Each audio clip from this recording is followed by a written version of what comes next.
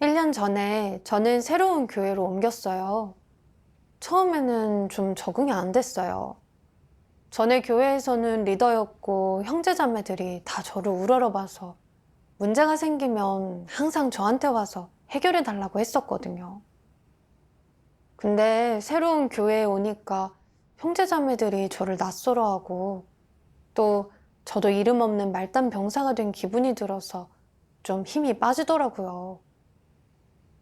저는 예전에 복음 전파 성과가 꽤 좋은 편이었어서 여기서도 복음 전하면서 제 능력을 발휘해 자질이 있다는 걸 보여주고 또 사역 성과가 다른 형제자매들보다 좋으면 두각을 드러낼 수 있지 않을까 하는 생각이 들었어요.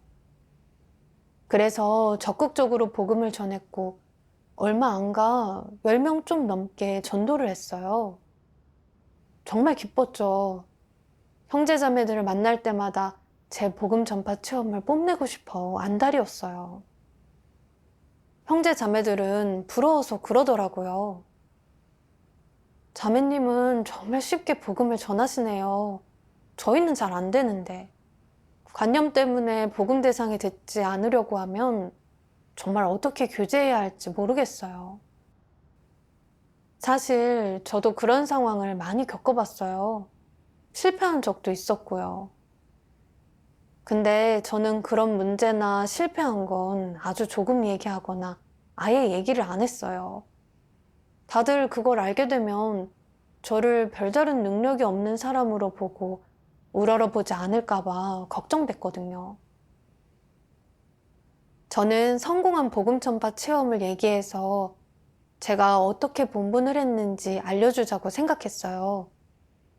그래서 복음 전파는 어렵지 않다고, 저는 복음 대상을 만났을 때 어떤 식으로 교제한다고 말했더니 그 말을 듣고 형제자매들이 굉장히 감탄하더라고요. 그 후에 하나님의 말세 사역을 알아보고 싶어하는 친지가 있는 형제자매들은 이렇게 말하곤 하더라고요. 심핑 자매님한테 전하라고 해요. 심핑 자매님한테 가봐요. 다들 이런 반응을 보이니까 굉장히 기분 좋았어요. 얼마 후에는 리더가 저보고 교회 몇 곳의 양육사역을 책임지라고 했는데 더 우쭐해졌죠. 능력을 보여줄 공간이 더 넓어졌다고 생각했죠. 복음을 전하거나 새신자를 양육하다가 어려움에 부딪혀 물러서고 대가를 드리고 싶어 하지 않는 형제자매를 볼 때면 격려하면서 제가 복음을 전할 때 어떤 고난을 겪었는지 얘기해 줬어요. 저는 영하 10몇 도의 한겨울에 복음을 전한 적이 있어요. 찬바람이 칼날처럼 얼굴을 때렸지만 그래도 평소처럼 복음을 전했어요. 한 번은 비가 많이 와서 다리가 잠기고 신발도 다 젖은 적이 있었어요. 그때 신발 깔창을 꺼내 빗물을 짜서 주머니에 넣고 복음을 전하러 갔죠. 또 한 번은 한겨울에 같이 예배드리려고 한 새신자를 찾아간 적이 있어요. 영하 10몇 도의 날씨에 밖에서 1시간 넘게 기다려야 했죠. 이런 제 얘기에 형제자매들은 찬사의 눈빛으로 저를 봤고 제가 고난을 잘 이겨낸다며 감탄했어요. 정말 기뻤어요. 얼마 안 가 제가 맡은 교회는 더 많아졌어요. 저는 몇 달이나 됐다고 또 발탁됐네? 이제 형제자매들이 날 더 우러러보게 되겠구나 생각했어요. 저는 수시로 하나님께 기도하면서 새신자들 양육 방면의 진리를 갖추려고 노력했어요. 그리고 조금씩 본분을 잘하는 방법도 찾게 됐죠. 형제자매들은 제 교제를 들을 때마다 항상 도움이 된다고 했어요. 그러니 저도 모르게 또 들뜨기 시작했죠. 예배 때도 자신을 과시하기 시작했고요. 형제자매들이 새신자의 종교관념을 어떻게 교제해서 해결해줘야 할지 물어볼 때마다 잘 얘기해줘야지. 형제자매들한테 내가 진리를 깨달았고 문제를 해결할 수 있다는 걸 보여줘야지 생각했어요. 그래서 제 생각과 체험을 자세하게 알려줬죠. 조금씩 저를 보는 형제자매들의 눈빛도 달라졌어요. 제가 무슨 말을 하든 집중해서 듣고 어디를 가든 저를 우러러보는 형제자매들이 있었어요. 제가 모르는 형제자매들도 제 교재를 들으러 오겠다고 할 정도였어요. 얼마 후 저는 복음전파 사역과 양육 사역에서 자주 나오는 17가지 문제를 정리해서 예배 때 형제자매들한테 교제해줬어요. 한 자매의 남편은 마을 간부였는데 아내가 하나님 믿는 걸 반대하면서 예리한 질문들을 수없이 해서 고의로 저희를 난감하게 했고 또 가서 교제해달라고 저를 지명한 거예요. 저는 불안해서 안절부절했는데 하나님께 의지해 질문에 하나하나 반박했고 결국 그 사람은 말을 못하더라고요. 그 일 이후 저는 자매의 남편이 제기한 질문들을 복음 전파 과정에서 자주 부딪히는 문제 정리집에 넣었어요. 저는 예배 때 수시로 그걸 꺼내 생생한 체험담으로 얘기하곤 했죠. 사용 능력과 지혜, 또 문제 해결 능력을 갖고 있다는 걸 형제자매들한테 알리기 위해서였어요. 몇 번은 예배가 끝나고 이런 말을 듣기도 했어요. 신핑자매님, 저희 교회에 며칠 더 계시면서 저희한테 좀 더 교제해 주시면 안 되나요? 다들 이렇게 저를 높여주니까 정말 기분 좋았어요. 제가 중요한 사람이고 사역하면서 고난을 겪고 대가를 치를 수 있는 사람이라는 걸 형제자매들한테 알리기 위해서 저는 아무렇지 않은 것처럼 말했어요. 제가 담당하는 교회가 좀 많아서요. 벌써 다른 교회 예배에 가기로 약속이 돼 있어요. 형제자매들이 다 저를 기다리고 있거든요. 요즘은 너무 바빠서 쉴 시간도 없네요. 평소에 형제자매들과 얘기할 때도 일부러 이렇게 말하기도 했어요. 요즘은 예배를 시작했다 하면 온종일 앉아있게 되네요. 저는 예전에 허리에 분쇄성 골절을 겪은 적이 있어서 이렇게 앉아있는 게 정말 힘들거든요. 그러니 한 자매가 감탄하면서 그러는 거예요. 아, 정말 고생이 많으시네요. 건강 조심하세요. 저는 늘 이런 식으로 형제자매들한테 제 자신을 과시했어요. 형제자매들은 다 제가 고난을 잘 견디고 본분을 하는데 부담을 갖고 있다고 생각했죠. 그때 저는 예배하고 교제하느라 정신이 하나도 없었어요. 어떨 때는 마음속이 텅 빈 것 같아 뭘 교제해야 할지 막막하기도 했었는데 형제자매들의 그 기대에 찬 눈빛을 보면 다들 제가 진리교제를 잘한다고 생각하고 굉장히 대단한 사람인 줄 아는데 제가 어떻게 교제해야 할지 모르겠다고 하면 제 좋은 이미지가 사라질 거란 생각이 드는 거예요. 그래서 담담한 표정으로 형제자매들 보고 먼저 교제하라고 했죠. 다른 사람들이 어떻게 교제하는지 먼저 들어보고 마지막에 형제자매들의 인식을 정리한 다음 제 이해를 좀 곁들이려고 했어요. 그러면 진리에 대한 제 이해가 더 종합적이고 명확해 보일 거라고 생각했죠. 그렇게 해서 형제자매들은 제 교제가 종합적이라고 생각하게 됐어요.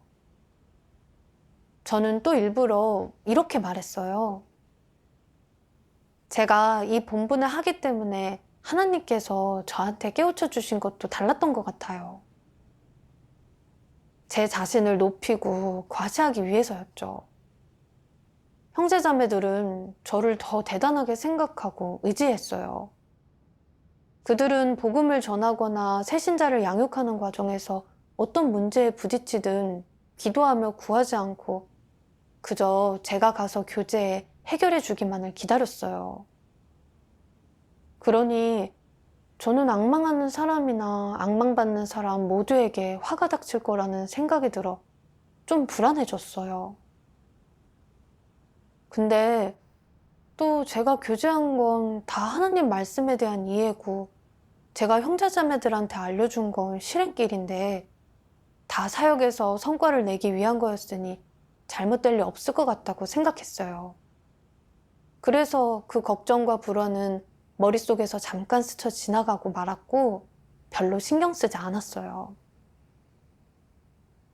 그러다 제가 적극적으로 열심히 본분을 하고 있을 때 오랫동안 잠잠했던 건선이 재발한 거예요.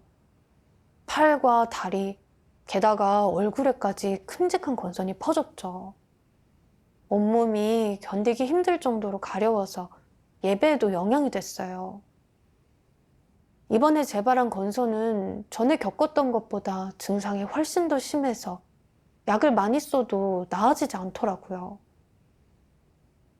이 병이 우연히 생긴 게 아니라 제가 배워야 할 공과가 있다는 걸 깨달았어요. 근데 그때 저는 제 자신한테 어떤 문제가 있는지 인식하지를 못했어요. 얼마 후 저는 복음을 전하는 형제자매 몇 명의 문제를 해결해 주기 위해 교제해 주러 갔어요. 그때 저는 얘기를 잘해서 제 사용 능력을 보여줘야겠다 생각했어요. 그래서 상사가 회의 자리에서 보고하듯 복음을 전할 때는 어떻게 중점을 잡고 교제해야 하는지, 복음을 전하는 과정에서 자주 부딪히는 문제들은 어떻게 해결해야 하는지 얘기했어요. 형제 자매들은 제 말을 아주 집중해서 들었어요. 한마디라도 놓칠까봐 펜을 들고 열심히 받아 적는 사람도 있었죠. 접대 가정의 자매까지 문 앞에 앉아 열심히 귀를 기울이며 수시로 물을 가져다 주더라고요. 다들 제 교제를 이렇게까지 경청하는 걸 보고 속으로 흐뭇했는데 한편으로는 좀 불안함도 들었어요. 이건 그냥 제 개인적인 깨달음과 인식일 뿐이라 편향적일 수밖에 없는데 다들 제 말을 받아줬고 있으니 문제가 있는 게 아닌가 생각이 들다가, 근데 또 형제자매들이 좋은 실행길을 기억해 두려고 하는 거고 어쨌든 본분에 도움이 되는 건 사실이라는 생각이 들었어요. 그래서 다들 제 말을 받아 적는 걸 보고도 묵인했죠.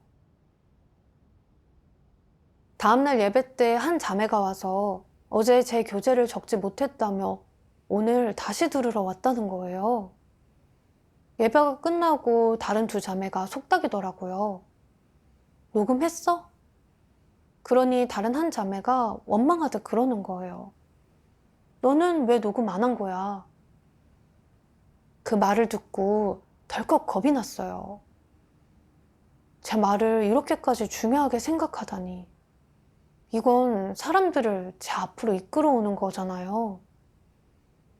생각하면 할수록 두려워 집에 가서 자신을 깨달을 수 있도록 깨우쳐 달라고 하나님께 기도했어요. 그리고 하나님 말씀을 봤어요. 폐교된 인류는 모두 스스로를 높이고 증거하며 뽐내 남들이 자신을 우러러보게 할 수 있다.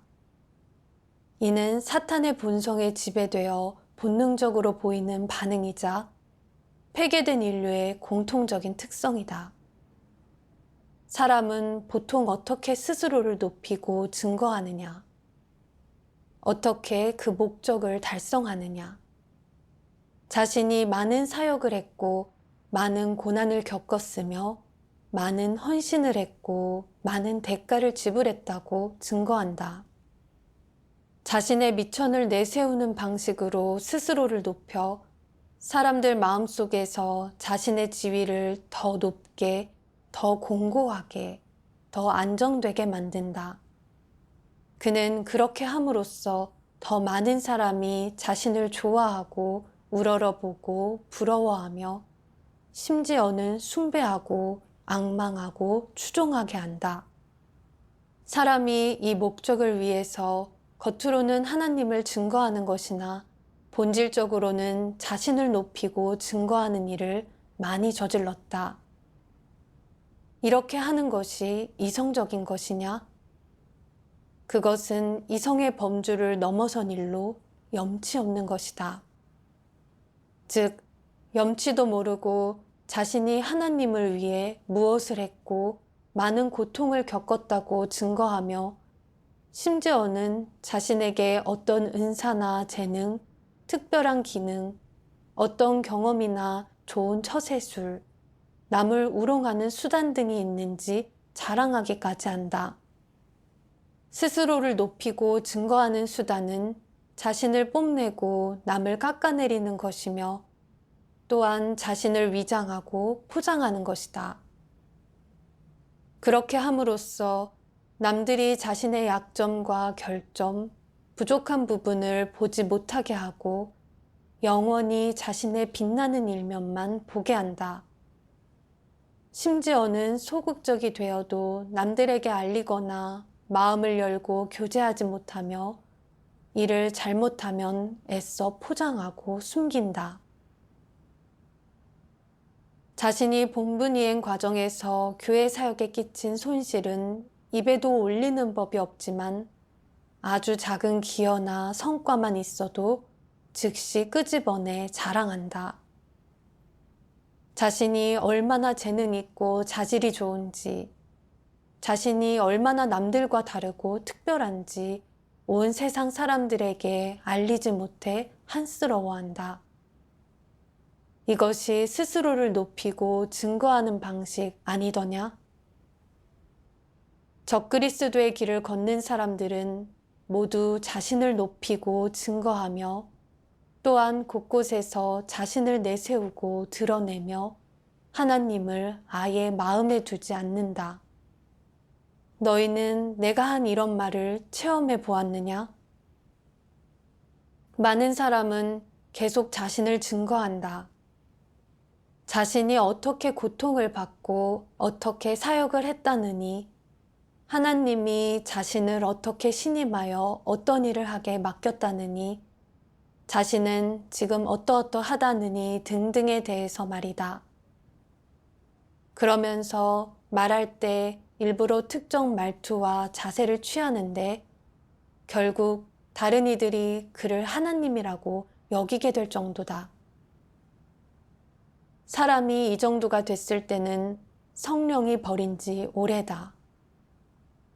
비록 잠시 그를 제명하거나 출교하지 않고 봉사하게 하더라도 그의 운명은 이미 정해졌으니 징벌받을 일만 남았다. 말씀에서 제 내적 상태를 드러내셨어요. 저는 항상 그렇게 자신을 높이고 과시해왔어요. 이곳 교회에 처음 왔을 때는 제가 말단 병사처럼 존재감이 없다고 생각했고 복음 전파를 형제자매들의 우러름과 지지를 얻는 기회로 여겼어요. 저한테 사역 능력이 있다는 걸 모두에게 알리고 저를 다시 보게 하기 위해서 실패한 체험은 얘기 안 하고 어떻게 복음을 전했는지, 몇 명한테 전했는지, 또 까다로운 문제들은 어떻게 해결했는지 이런 것만 늘어놓고 허상을 보여줬어요. 그렇게 해서 저는 진리를 깨달았고 문제를 해결할 수 있는 사람이라는 인상을 준 거죠. 발탁된 후에는 더 많은 사람한테 우러름받고 그들의 마음속에 자리매김하려고 늘 형제자매들 앞에서 제가 얼마나 바쁜지 어떤 고난을 겪었는지 떠들었어요. 제 연약함과 폐괴는 꼭꼭 숨겨두고 말하지 않았죠. 그런 식으로 저는 열심히 진리를 추구하고 기꺼이 대가를 치르며 본분에 큰 부담을 갖고 있는 사람이라고 생각하게 했어요. 이건 형제 자매를 기만하고 미혹한 거죠. 큰 붉은 용은 온종일 자신의 위대하고 광명정대한 모습을 떠들어대며 사람들이 숭배하고 따르게 하면서 배후에서 저지른 악행은 수단과 방법을 가리지 않고 숨기려고 해요. 그렇게 해서 세상 사람들을 미혹하고 기만하죠. 제 행동이 큰 붉은 용과 무슨 차이가 있겠어요? 하나님께서 저한테 복음 전파의 은사와 능력을 주신 건 복음 확장 과정에서 제 몫을 다하라는 거예요. 또 더 많은 사람을 하나님 앞으로 데려와 하나님의 구원을 받을 수 있게 하라는 거죠. 근데 저는 이런 은사와 능력을 제 미천으로 삼아서 자신을 과시하고 뽐냈고 형제 자매들의 우러름과 숭배를 즐겼으니 정말 모렴치한 인간이었어요. 제가 끊임없이 스스로를 높이고 과시해 결국에는 형제 자매들이 저를 숭배하게 됐어요. 문제가 생기면 하나님께 기도하지 않고 저한테 와서 교제하고 해결해 달라고 하며 저한테 모였어요. 이건 하나님을 대적하는 거죠. 생각하니 너무 두려워져 하나님 앞에 무릎 꿇고 눈물을 흘리며 기도했어요. 하나님, 저는 제 자신을 높이고 과시하면서 사람들이 저를 숭배하게 했어요. 제가 가는 길은 당신을 대적하는 길이었어요. 정말 회개하고 싶습니다. 그 후에 제 자신을 돌아봤어요. 나는 왜 내가 교제한 빛비춤이 성령의 깨우침이라는 걸 잘 알면서 나도 모르게 나 자신을 과시하고 뽐낸 걸까? 그때 하나님 말씀을 보게 됐어요. 어떤 사람은 바울을 매우 숭배한다. 밖에서 강연하고 사역하는 것을 좋아하며 모임을 가지기 좋아한다. 연설하기 좋아하고 사람들이 자신의 말에 따르고 자신을 숭배하는 것을 좋아하고 자신을 둘러싸는 것을 좋아한다. 사람들 마음속에 자신의 자리가 있는 것을 좋아하고 사람들이 모두 그의 이미지에 관심 두는 것을 좋아한다. 이러한 모습에서 그의 본성을 해부해보자. 그의 본성은 무엇이겠느냐? 그가 정말 이러한 모습을 보인다면 그 사람은 교만하고 잘난 체하며 하나님을 조금도 경배하지 않는다는 것을 말해준다. 또한 그가 추구하는 것은 높은 지위에 서는 것이다. 그는 다른 사람을 다스리고 점유하고 싶어하며 사람들 마음속에 자신의 자리를 마련하고 싶어한다. 이것은 전형적인 사탄의 형상이다. 그의 본성 가운데 가장 잘 드러나는 것은 바로 교만하고 잘난 체하며 하나님을 경배하지 않고 사람들이 그를 경배하도록 하는 것이다. 이런 모습을 통해서 그의 본성을 명확히 알 수 있다. 사람은 교만한 본성, 교만한 본질을 갖고 있으니 늘 하나님을 거역하고 대적하며 하나님의 말씀을 따르지 않고 하나님에 대한 관념이 생기며 하나님을 배반하는 일을 저지를 수 있다. 또한 자신을 높이거나 증거하는 일도 저지를 수 있다. 너는 자신이 교만하지 않다고 말하지만 만약 너에게 교회 하나를 맡겨 혼자 이끌게 한 다음 내가 너를 훈계하지 않고 하나님 집에서도 너를 지적하거나 도와주는 자가 없다면 너는 일정 시간이 지난 뒤에는 사람들을 너의 발밑으로 데려와 너에게 순종하게 할 것이다. 심지어 너를 우러러보고 앙망하게 할 것이다. 어째서 그렇게 할 수 있겠느냐? 그것은 본성에 의해 결정되는 것으로 순전히 자연적으로 드러내는 것이다. 너는 일부러 다른 사람에게서 배울 필요도 없고 또 다른 사람이 일부러 너에게 가르쳐 줄 필요도 없으며 너에게 그렇게 하라고 명령하고 통제할 필요도 없다. 자연스럽게 상황이 형성되어 내가 한 모든 것은 사람들이 너를 높이고 칭찬하고 숭배하고 너에게 순종하게 할 것이다. 모든 일에서 너의 말을 듣게 할 것이다. 너에게 리더 본분을 맡기면 자연스럽게 그런 국면이 만들어져 바꿔보려고 해도 안 된다. 그런 국면은 왜 형성되는 것이냐? 바로 사람의 교만한 본성에 의해 결정되기 때문이다.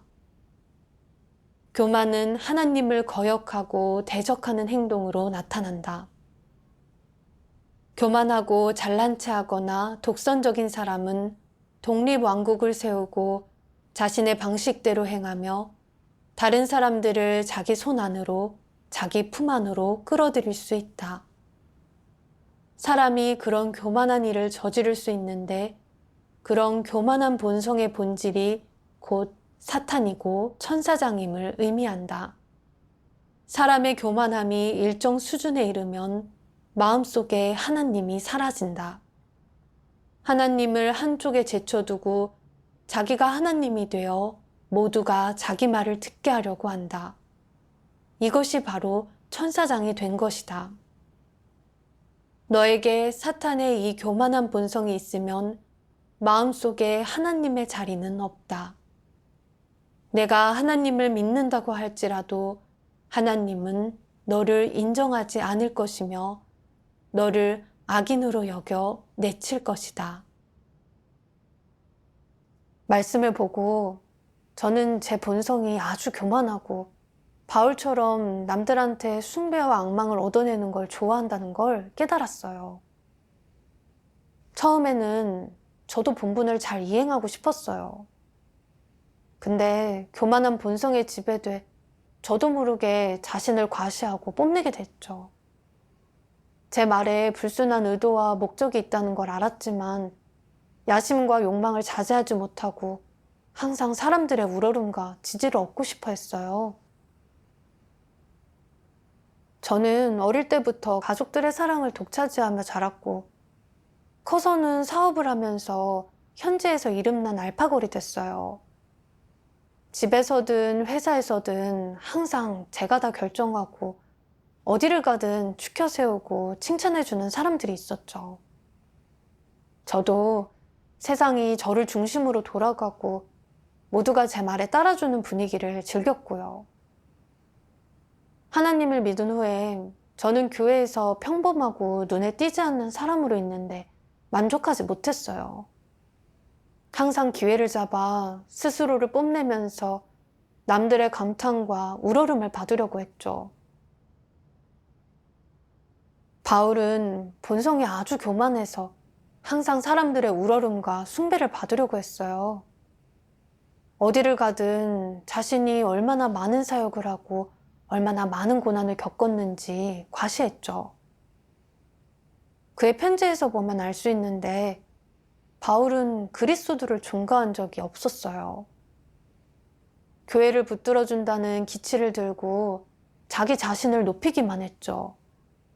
그러다 나중에는 뻔뻔스럽게도 자기가 사는 곳이 그리스도라는 말까지 했어요. 그래서 신자들이 다 그를 숭배하고 높이게 됐고 그를 모범으로 삼았고 심지어는 그의 말을 하나님의 말씀으로 여기게까지 됐잖아요. 2000년이 지난 오늘날까지도 많은 교계 신자들이 바울의 말에 따라 사느라 하나님의 말세 사역을 거부하고 있어요. 바울은 사람을 자신 앞으로 데려가면서 하나님의 성품을 거슬러 하나님께 징벌받았어요. 저도 교만한 데다가 사람은 높은 곳으로 가고 물은 낮은 곳으로 흐른다. 두각을 나타내다. 이런 사탄의 사상 관점으로 살아왔어요. 항상 남들 위해 서고 싶었고 사람들 사이에서 제 자신을 과시하며 뽐내고 싶었어요. 제가 이렇게 하니 형제자매들은 일이 닥치면 모두 제 말을 들었고 제가 무슨 얘기를 하든 다 받아들이게 됐죠. 제 교제를 받아줬고 빠진 부분이 있으면 어떻게든 보충하려고 하면서요. 그리고 녹음을 하는 사람도 있었어요. 제 말을 하나님의 말씀보다 더 중요하게 여긴 거죠. 그런데도 저는 반성할 줄 모르고 사람들한테 우러름 받는 기분에 도취돼 있었어요. 정말 너무 교만하고 모렴치한 인간이었어요. 저는 제 신분을 인식하지 못하고 제가 피조물이자 사탄에게 폐괴된 사람이라는 걸 깨닫지 못했어요. 그런데도 뻔뻔스럽게 자신을 높은 위치에 두고 사람들의 마음속에서 한 자리 차지하고 싶었고, 모두 제 말을 듣고 저를 지지해줬으면 했어요. 제가 끊임없이 제 자신을 뽐내고 과시했기 때문에 형제자매들의 마음속에 제 자리가 생긴 거고, 저를 점점 더 높이 받들게 된 거예요. 그러면서 하나님과는 점점 멀어지게 됐죠. 그러니 제 행동은 하나님과 사람을 두고 다툰 거잖아요. 문득 하나님 나라 시대 행정법령 제1조가 떠올랐어요. 사람은 마땅히 하나님을 경배하고 높여야지 함부로 잘난 체하거나 자신을 높여서는 안 된다. 사람은 하나님이 지은 존재로 마땅히 하나님을 경배하고 높여야 해요. 근데 저는 사람들이 저를 숭배하고 높이게 했어요. 이건 하나님의 행정법령을 거스른 거죠. 순간 너무 두려워졌어요. 자신을 과시해 사람들의 숭배와 우러름을 얻어내는 일의 성질이 얼마나 심각한지 깨닫게 됐죠. 이대로 계속 간다면 바울처럼 지옥에 떨어져 징벌받을 게 분명했어요. 오늘 저한테 병이 임한 건 하나님의 징계였어요. 하나님은 병을 통해 경고하시면서 제가 그릇된 길을 걷고 있다는 걸 깨닫게 해주셨어요. 이건 하나님의 구원이죠. 그 후에 하나님 말씀이 떠올랐어요. 하나님 스스로는 창조주이고 인류는 피조물이라고 한 이 말씀은 계급이 나뉘어 있다는 것처럼 들리지만 하나님이 실제로 인류를 위해 한 모든 행사는 이런 관계를 한참이나 넘어서 있다.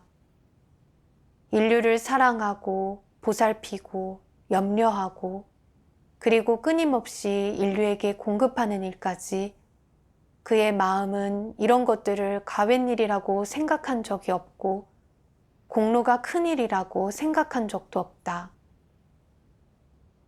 그는 인류를 구원하고 인류에게 공급하며 베푼 모든 것이 인류에게 엄청난 공헌을 한 일이라고 생각한 적도 없다. 그는 그저 자신의 방식과 자신의 본질과 소유와 어떠함으로 조용하고 묵묵히 인류에게 공급하고 있을 뿐이다. 사람이 그에게서 얼마나 많은 공급과 도움을 받았든지 그는 사람에게 공을 요구할 생각이나 행동이 전혀 없다. 이는 하나님의 본질로 인한 것이자 진실로 하나님의 성품이 나타난 부분이기도 하다. 하나님은 창조주세요.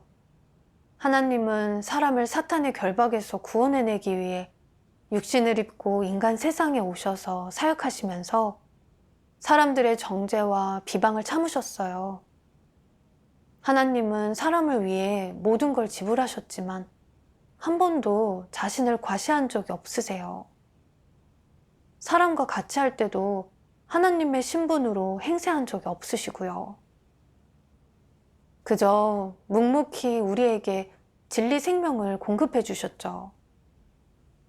하나님의 본질은 너무 아름답고 선해요. 하나님은 자신을 낮추고 감추시며 조금의 교만과 거만도 없다는 걸 깨달았어요. 근데 반면 저는 사탄에게 폐괴된 사람으로 아무런 진리도 없으면서 교만하게 짝이 없었어요. 본분을 하면서 조금이라도 성과가 나면 항상 자신을 과시하고 뽐내면서 사람들에게 우러름과 찬사를 받으려고 했어요. 정말 너무 모렴치해 하나님이 역겨워하고 증오하는 인간이었어요. 하나님께 기도했어요. 하나님, 저는 더 이상 자신을 과시하고 싶지 않아요. 회개하고 싶습니다. 제발 제가 표기성품을 해결하는 길을 찾을 수 있도록 이끌어 주세요. 그때 하나님 말씀을 봤어요. 어떻게 하는 것이 자신을 높이거나 증거하는 것이 아니겠느냐. 같은 일을 한다고 해도 만약 내가 자신을 드러내고 증거한다면 일부 사람들에게 우러름과 숭배를 받는 결과를 낳을 것이고, 마음을 열어 자신을 인식한다면 그것은 성질이 다른 것이다. 이것은 실제 상황이 아니냐? 마음을 열고 자신에 대한 인식을 얘기하는 것은 정상 인성에 갖춰줘야 하는 것으로 이는 긍정적인 사물이다. 만약 정말 스스로를 인식하여 자신의 내적 상태를 있는 그대로 정확하고 진실하게 말하며 하나님 말씀에 근거한 인식만을 이야기한다면 사람들에게 도움이 되고 유익이 될 것이며 하나님의 사역을 증거하고 하나님을 영화롭게 할 것이다. 이것이 바로 하나님을 증거하는 것이다. 반면 마음을 열고 솔직히 얘기한답시고 자신의 장점을 늘어놓으면서 자신이 어떻게 고난을 겪고 대가를 치렀는지, 어떻게 굳게 서서 증거했는지를 떠들어댄다면, 그로 인해 사람들에게 우러름과 숭배를 받게 된다면 이는 스스로를 증거하는 것이다. 이 두 가지를 구분할 필요가 있다. 예를 들어 시련이 임했을 때 자신이 어떻게 연약해지고 소극적으로 변했는지, 그 후 어떻게 기도하고 진리를 구해 하나님의 뜻을 깨닫고 굳게 서서 증거하게 됐는지 이야기한다면 이는 하나님을 높이고 증거하는 것이지 스스로를 드러내고 증거하는 것이 아니다. 그러므로 스스로를 드러내고 증거하는 것인지 아닌지를 알고 싶다면 진실한 체험을 말하는지 하나님을 증거하는 성과를 얻을 수 있는지를 보면 된다. 또 체험 간증을 이야기하는 의도와 목적을 보면 분별이 쉬워진다. 만약 간증할 때의 의도가 올바르다면 설령 그를 우러러보고 숭배하는 사람이 나오더라도 문제는 되지 않는다. 그러나 의도가 올바르지 않다면 그를 우러러보고 숭배하는 사람이 나오지 않을지라도 문제가 된다. 혹여 그를 우러러보고 숭배하는 이가 나온다면 문제는 더욱 심각해진다. 그러므로 어떤 사람이 스스로를 높이고 증거하는지를 분별하려면 결과만 봐서는 안 된다. 그 사람의 의도를 파악하고 그 의도에 근거하여 분별하는 것이 중요하다. 그래야 정확하다. 결과만 보고 분별한다면 좋은 사람을 억울하게 만들기 쉽다. 참된 증거로 우러름과 숭배를 받는 사람들이 있다. 그런 사람들을 두고 스스로를 증거한다고 말할 수 있겠느냐? 그럴 수 없다. 증거하는 사람에게는 문제가 없다. 그가 말한 증거와 그가 이행한 본분은 사람에게 도움이 된다. 그저 어리석고 무지한 사람들이 그릇되게 받아들여 사람을 숭배하는 것뿐이다. 사람이 스스로를 높이고 증거하는지를 분별할 때의 핵심은 그의 마음속 의도가 무엇인지를 보는 것이다. 만약 의도가 모두에게 자신의 패괴를 드러내고 자신이 어떻게 변했는지를 알려주며 그것을 통해 도움을 주려는 것이라면 내가 하는 말은 진실하고 간절하며 사실에 부합할 것이다. 그러면 그 의도는 올바른 것으로 이는 스스로를 드러내고 증거하는 것이 아니다. 그러나 내게 진실한 체험과 변화, 진리의 실제가 있음을 모두에게 보여주어 우러름과 숭배를 얻고자 한다면 그 의도는 그릇된 것으로 이는 스스로를 드러내고 증거하는 것이다. 만약 내 체험 간증에 거짓과 과장이 있어 사람들을 기만하고 내 실제 내적 상태를 알지 못하게 하고 내 의도와 폐괴 또는 연약함과 소극적인 것을 남들 앞에 드러내지 않으려는 것이라면 그런 말은 사람을 속이고 미혹하는 것으로 거짓 간증에 속한다. 또한 이는 하나님을 기만하고 욕되게 하는 것으로 하나님이 가장 증오하는 행위이다. 이 몇 가지 상태의 분명한 차이는 전부 의도를 보고 분별할 수 있다. 하나님을 증거할 때에는 주로 하나님이 어떻게 사람을 심판하고 형벌하는지, 어떤 시련으로 사람을 연단하고 사람의 성품을 변화시키는지, 너희가 체험 과정에서 얼마나 많은 폐괴를 드러내고 얼마나 많은 고난을 겪었는지, 결국 어떻게 정복되었는지, 하나님의 사역에 대한 진실한 인식을 얼마나 갖게 되었는지, 어떻게 하나님을 증거하고 하나님의 사랑에 보답해야 하는지에 대해 많이 말해야 한다. 너희는 이 부분에 대해 말할 때 공허한 이론을 말하지 말고 사실적으로 알아듣기 쉽게 말하며 마음속 말을 솔직하게 해야 한다. 그렇게 체험하면 된다. 심오하고 공허한 이론으로 자신을 뽐내려 하지 마라. 그러면 너무 교만하고 비이성적으로 보인다. 현실적인 체험에 바탕을 둔 실제적인 말, 마음에 있는 말을 많이 해야 한다. 이는 사람에게 가장 크게 도움이 되고 사람들 보기에도 가장 적절하다. 말씀을 통해 깨달았어요. 스스로를 높이고 증거하지 않으려면 늘 하나님 앞에서 살아야 하고 경건한 마음과 하나님을 경외하는 마음을 가져야 해요. 또 형제자매들 앞에서 마음을 열고 의식적으로 자신의 폐괴를 털어놓고 해부하면서 진실한 체험을 얘기해야 해요. 스스로를 높이거나 증거하고 싶을 때는 자신을 저버리고 마음가짐을 바로 하고 자신의 폐괴와 폐역을 많이 폭로하고 해부해야 해요. 또 하나님의 심판과 형벌, 시련과 연단을 체험하면서 하나님에 대해 어떤 인식이 생겼는지, 자신의 폐괴된 성품과 본질에 관해서는 어떤 인식을 하게 됐는지 교제해야 하고요. 마음속 말을 많이 해서 형제자매들한테 진실한 일면을 보여줘야 해요.